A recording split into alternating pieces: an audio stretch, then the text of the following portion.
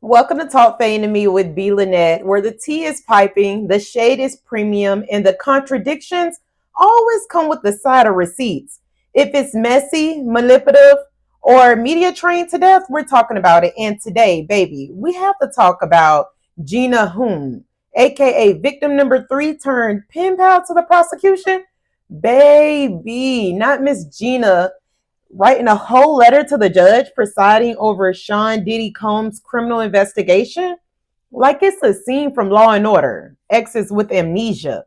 Let's be clear on the facts.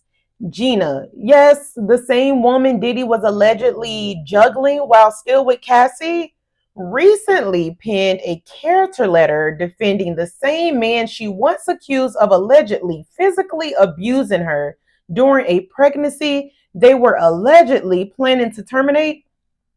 That's right. Gina claimed she was pregnant by Diddy, and the two were reportedly planning on an abortion. But then, according to her, things took a violent turn and she allegedly miscarried following the abuse. So, wait, was it supposed to end at the clinic or did it end after chaos?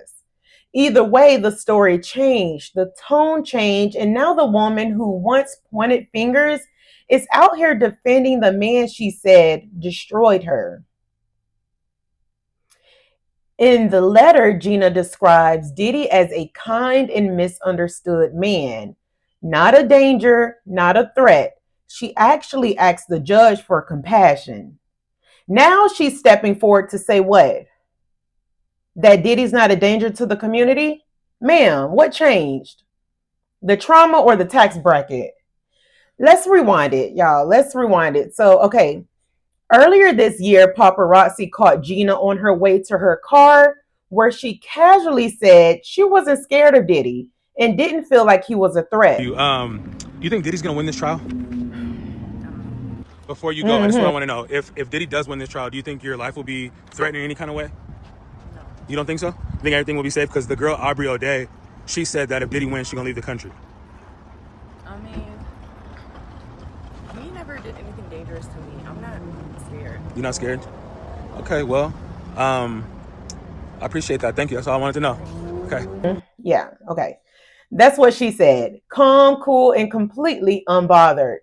Comfortable, real comfy, considering she sat down with Tasha K and accused him of abuse, manipulation, and alleged violence during the pregnancy. He told me to. And then we went to Turks and Caicos like a couple days later. And during that time, he was like giving me drinks, like alcohol, like giving me drinks to drink. And I was just like, I'm not comfortable. He was like, you're going to get an abortion anyways. And, but he was like kind of being distant towards me during the whole trip. And when we came back, he had like, when we came back on Sunday, because we were there for a whole week, we were going to do it that next day, Monday. So when we came back from Turks on Sunday, he had like left me to go meet up with Cassie. So he kind of just left me there for like half the day. And I was like, how are you going to leave me when you want me to do this thing tomorrow? And he was just like obviously making excuses why he had to go. But and this was just last year. He was in Miami, and it got really crazy that time.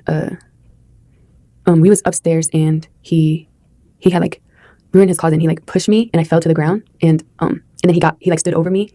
So I was like laying on my back, and he stood over me, and he started like punching me like this. Like he avoided my face, but he like started punching me like on the side of my head, and I was just like covering my face. And he did that, and then after he got done doing that, he like, because he was standing, his legs were like in between me, so he stomped on my stomach like really hard, and I like took the wind out of my breath. I couldn't breathe, and he kept hitting me, and I was like pleading to him like, can you stop? I can't breathe. And he like stopped for a little bit. He like grabbed my hair from the back and like was like punching the back of my head, because he was just avoiding my face when he was like hitting me. Wow. The next big fight we got into was I can't remember if it was like in November or beginning of December of last year. At that point I was like fighting back because I just had enough of his shit, and he kept like pushing my buttons, and I was just like trying to like calm the situation down before it got worse, and he just kept pushing me, and then so I left his bedroom and I went down to like the meditation room. It's kind of like a guest house, like it's like separate from his house, and he followed me there. And he like continued talking shit to me, and I just got to the point where I was just so angry that I like took a bottle of De Leon and then I like smashed it on the ground. And he was like, you bitch, you did that at my house with my kids here. Bitch, my kids is here. And then I ran out the mediation room, or meditation room. Okay. And he chased after me. He pushed me to the ground outside, and he took my hair and like was dragging me across like the grass. This was not soft. This was not subtle. She was emotionally and detailed, and now she's out here defending him. And here's where the plot thickens. Gina was reportedly listed as victim number 3 in the federal investigation against Diddy. Yep, she was expected to speak out as part of the case, but when the time came to testify, she pulled a no call, no show like it was a Miss Eyelash appointment. She didn't show up for court, but she showed up with a pen and a soft spot for her alleged abuser. Something ain't mad then. Was it fear or finances?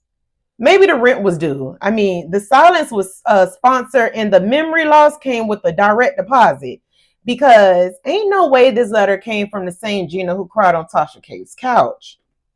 Now, I have questions, and not the friendly kind.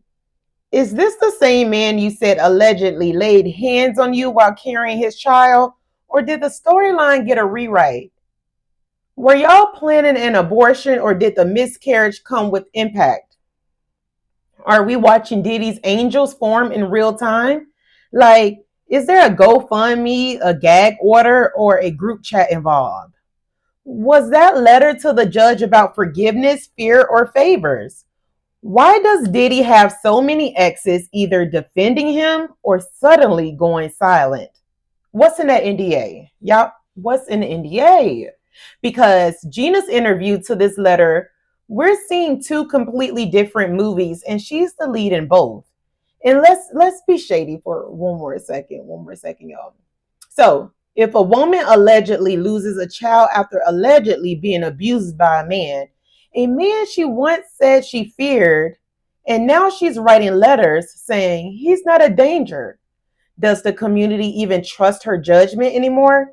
At this point, we don't need sympathy. We need a timeline, a therapist, and a translator for whatever is going on in Gina's storyline. Y'all tell me down below. Don't forget to like, comment, and subscribe. I'll see y'all on the next one.